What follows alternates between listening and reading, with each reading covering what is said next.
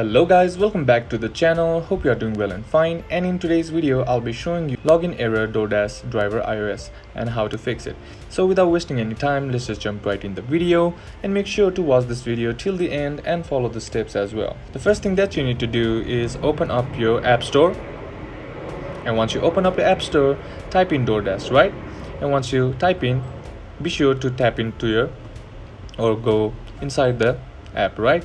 Because sometimes the update button doesn't show right outside the app list, so just be sure to tap in and go inside the app, right?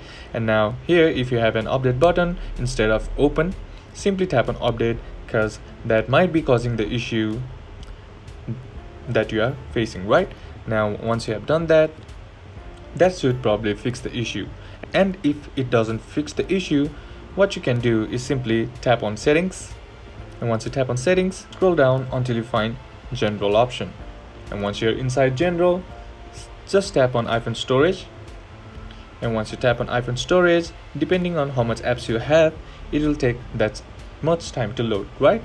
And once it loads, simply scroll down and find Doordash application, and once you tap on it, here you will be provided with the two options, right?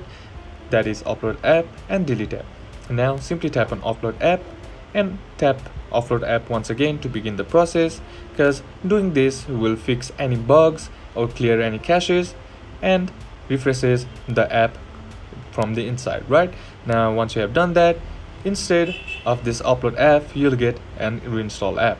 Simply tap on the reinstall app, and once the process is complete, close all the apps or the tabs, and then just restart your phone. And once you do that, your problem should be fixed. And that's basically how you do it. And that's it for today's video, guys. Hope this video was useful to you. Leave a like if it did, comment down below what the next video should be on, consider subbing to the channel. Thank you for watching. Bye bye.